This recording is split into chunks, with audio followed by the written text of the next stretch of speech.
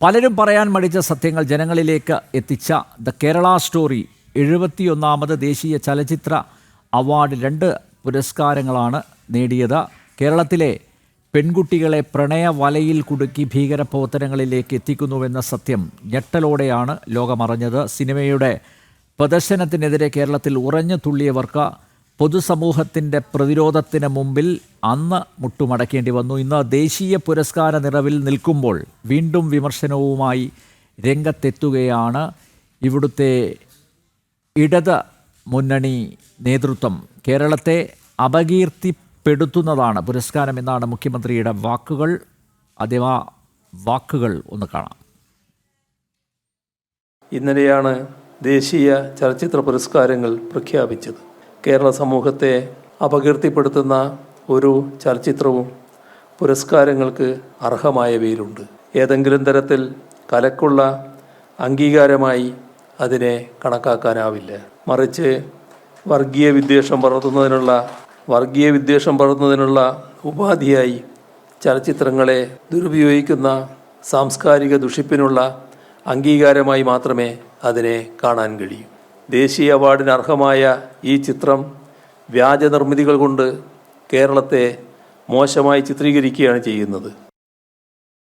P Vineesh ചേരുന്നു ഈ വാർത്തയുടെ വിശദാംശങ്ങളുമായി. വിനീഷ്, ഇന്നലെ തന്നെ മുഖ്യമന്ത്രി പിണറായി വിജയൻ വാർത്താക്കുറിപ്പ് ഇറക്കിയിരുന്നു. അതായത് കേരള സ്റ്റോറിക്ക് ലഭിച്ച 2 ദേശീയ അംഗീകാരങ്ങൾ അത് കേരളത്തെ അപകീർത്തിപ്പെടുത്തുന്നു എന്നുള്ളതാണ്. മാത്രമല്ല ഈ സിനിമയിൽ ഉടനീളം വ്യാജ നിർമ്മിതികളാണ് എന്നാണ് അദ്ദേഹം പറഞ്ഞു വച്ചിരിക്കുന്നത്. ഇന്ന് ഈ ഫിലിം കോൺക്ലേവിൻ്റെ ഉദ്ഘാടന ചടങ്ങിലാണ് അദ്ദേഹം അത് ആവർത്തിച്ചിരിക്കുന്നത്.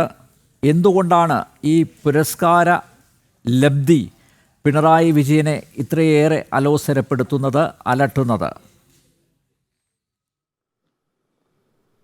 തീർച്ചയായിട്ടും നമ്പ്യാർ സൂചിപ്പിച്ചതുപോലെ തന്നെ ഇന്ന് നടന്ന പ്രത്യേകിച്ച് സിനിമ കോൺക്ലേവുമായി ബന്ധപ്പെട്ട പരിപാടിയിൽ ഉദ്ഘാടനം ചെയ്യുകയാണ് മുഖ്യമന്ത്രി ഇത്തരത്തിലുള്ള ഒരു പ്രതികരണം നടത്തിയത്. പ്രത്യേകിച്ച് നമുക്കറിയാം കേരള സ്റ്റോറി എന്ന ചിത്രം സമൂഹത്തിലെ വിപത്തിനെക്കുറിച്ച്, പ്രത്യേകിച്ച് നമ്മുടെ സാധാരണക്കാരായ പെൺകുട്ടികൾക്ക് നേരിടേണ്ടി വന്ന വിപത്തുകളെ തുറന്നു കാണിക്കുന്ന, കേരളത്തിലെ വിപത്തുകളെ തുറന്നു കാണിക്കുന്ന ഒരു ചിത്രമായിരുന്നു ആ സിനിമ കേരള സ്റ്റോറി. അന്നു മുതൽ തന്നെ കേരള സ്റ്റോറിയുടെ ആശയത്തെ ചൊല്ലിക്കൊണ്ടുള്ള തർക്കങ്ങൾ പല കോണുകളിൽ നിന്ന് ഉയരുന്ന ഒരു ഘട്ടവുമുണ്ടായി.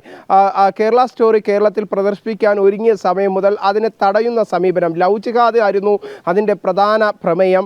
ആ വിഷയത്തിലെ ആ സിനിമയുടെ പ്രധാന കണ്ടന്റ് തന്നെ ലവ് ജിഹാദ് ആയിരുന്നു. കേരളത്തിൽ ലവ് ജിഹാദിൽപ്പെട്ട പെൺകുട്ടികളുടെ ജീവിത കഥ പറയുന്ന സിനിമയായിരുന്നു. അങ്ങനെ സമൂഹത്തിൽ പ്രത്യേകിച്ച് സമൂഹത്തിലെ പ്രശ്നത്തെ ചൂണ്ടിക്കാണിച്ചുകൊണ്ട് കേരളത്തിലെ പ്രശ്നങ്ങളെ, ഇത്തരത്തിലുള്ള ലവ് ജിഹാദായ പെൺകുട്ടികളുടെ പ്രശ്നങ്ങൾ ചൂണ്ടിക്കാണിച്ചുകൊണ്ടുള്ള സിനിമയായിരുന്നു കേരള സ്റ്റോറി. ആ സിനിമയ്ക്കെതിരെ അന്നു മുതൽ CPM രംഗത്തെത്തുന്ന ഒരു സാഹചര്യമുണ്ടായി. പ്രത്യേകിച്ച് DYFI എന്ന യുവജന സംഘടന, CPMൻ്റെ തന്നെ യുവജന സംഘടന പ്രത്യക്ഷമായി സിനിമയ്ക്കെതിരെ രംഗത്തെത്തുകയും സിനിമാ പ്രദർശനത്തെ തടയാനുള്ള ഒരുക്കത്തിലേക്ക്, അത്തരത്തിലുള്ള പ്രഖ്യാപനത്തിലൊക്കെ കടക്കുന്ന സാഹചര്യമുണ്ടായി. അതിന് തൊട്ടു പിന്നാലെ തന്നെ സംസ്ഥാനത്തെ ചില തിയേറ്ററുകളിൽ അത് പ്രദർശിപ്പിക്കാൻ സാധിക്കില്ല എന്ന നിലപാടും CPMൻ്റെ നേതൃത്വത്തിൽ, അല്ലെങ്കിൽ സർക്കാർ സ്വാധീനത്തിൽ പിണറായി സർക്കാർ തന്നെ സ്വീകരിക്കുന്ന ഘട്ടങ്ങളൊക്കെ ഉണ്ടായി. ഇതിനെയെല്ലാം അതിജീവിച്ചുകൊണ്ട് സമൂഹത്തിനിടയിൽ ഏറ്റവും വലിയ ചർച്ചയായ ഒരു സിനിമയായിരുന്നു കേരള സ്റ്റോറി.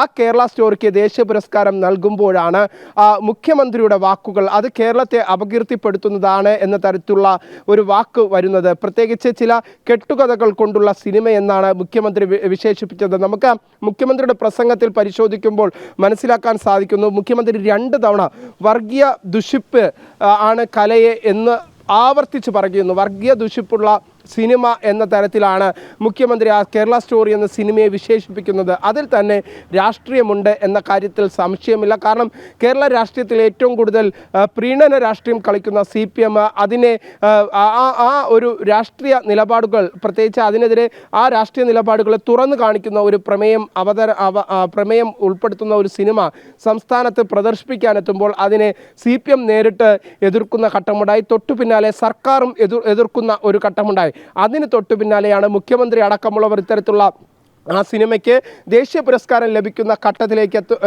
ദേശീയ പുരസ്കാരം ലഭിച്ചപ്പോൾ അതിനെതിരെ പ്രത്യക്ഷമായി അല്ലെങ്കിൽ നേരിട്ട് മുഖ്യമന്ത്രി പരസ്യ പ്രസ്താവന നടത്തുന്നത് അത് കേരളത്തിന് തന്നെ അവമതിപ്പുണ്ടാക്കുന്നു എന്നതാണ് കലാപ്രേമികൾ പോലും വിലയിരുത്തുന്നത്. കാരണം മറ്റൊന്നും കൊണ്ടല്ല, സമൂഹത്തിലെ ഏറ്റവും പ്രധാനപ്പെട്ട ഒരു വിപത്തായിരുന്നു ലവ് ജിഹാദ്. അത്തരത്തിൽ ലവ് ജിഹാദ് കേരളത്തിൽ നടക്കുന്നു എന്ന് സംബന്ധിച്ചിട്ടുള്ള റിപ്പോർട്ടുകൾ പല ഘട്ടങ്ങളിലായി പുറത്തു വന്നിട്ടുണ്ട്. അതിൻ്റെ തെളിവുകളും പല ഘട്ടങ്ങളിലായി പുറത്തു വന്നിട്ടുണ്ട്. അതിനെ ആ വിഷയത്തെ പ്രമേയമാക്കിക്കൊണ്ടായിരുന്നു കേരള സ്റ്റോറി എന്ന സിനിമ നിർമ്മിച്ചതും സിനിമ കേരളത്തിലുടനീളം പ്രദർശിപ്പിച്ചതും. ആ സിനിമ വലിയ പ്രേക്ഷക ശ്രദ്ധയിലേക്ക് എത്തുന്ന സാഹചര്യവുമുണ്ടായി. ആ സിനിമയ്ക്കെതിരെയാണ് മുഖ്യമന്ത്രി രാഷ്ട്രീയ ലാഘവത്തോടുകൂടി രാഷ്ട്രീയ നിലപാടിൻ്റെ അടിസ്ഥാനത്തിൽ സിനിമയ്ക്ക് കേന്ദ്ര സർക്കാർ നൽകിയ അംഗീകാരം അല്ലെങ്കിൽ ദേശീയ പുരസ്കാരം അത് ചില വർഗീയ വിദ്വേഷിപ്പുകളെ പ്രോത്സാഹിപ്പിക്കാൻ വേണ്ടി എന്ന നിലപാട് സ്വീകരിക്കുന്നത്. അതിനെതിരെ കലാരംഗത്തെ പ്രമുഖർ പോലും രംഗത്തെത്തുന്ന സാഹചര്യമുണ്ടായിരുന്നു. കഴിഞ്ഞ ദിവസം ഈ ഒരു സിനിമയ്ക്കെതിരെ തന്നെ സിനിമയുടെ നിലപാടുകൾക്കും സിനിമയുടെ സംവിധായകന് അവാർഡ് ലഭിക്കുന്ന ഘട്ടം മുതൽ തന്നെ മന്ത്രി സജി ചെറിയാൻ അടക്കമുള്ളവർ ഈ പ്രസ്താവന അത്തരത്തിലുള്ള നിലപാടുകളുമായി രംഗത്തെത്തുന്ന ഒരു സാഹചര്യമുണ്ടായിരുന്നു. ഇത്തരത്തിലുള്ള ഒരു നിലപാട് തന്നെയാണ് മുഖ്യമന്ത്രി സ്വീകരിച്ചതിന് സമാനമായ നിലപാടായിരുന്നു മന്ത്രി സജി ചെറിയാൻ ഉൾപ്പെടെയുള്ളവർ സ്വീകരിച്ചത്. എന്തായിരുന്നാലും നിലവിലെ സാഹചര്യത്തിൽ മുഖ്യമന്ത്രിയും ഈ വിഷയത്തിൽ കേരളത്തിലെ ഒരു പ്രശ്നം ചൂണ്ടിക്കാണിക്കുന്ന സിനിമയ്ക്ക് ദേശീയ പുരസ്കാരം ലഭിക്കുമ്പോൾ അതിനെ അംഗീകരിക്കാൻ CPM മുഖ്യമന്ത്രിയും മടിക്കുന്നു എന്നതാണ് മുഖ്യമന്ത്രിയുടെ ഈ പ്രതികരണത്തിലൂടെ മനസ്സിലാക്കാൻ സാധിക്കുന്നത്. 2 ദേശീയ പുരസ്കാരം നേടിയ കേരള സ്റ്റോറിയെ വീണ്ടും വിമർശിച്ച് മുഖ്യമന്ത്രി പിണറായി വിജയൻ രംഗത്ത് എത്തിയിരിക്കുന്നു. വി വിനീഷാണ് വിവരങ്ങൾ നൽകിയത്.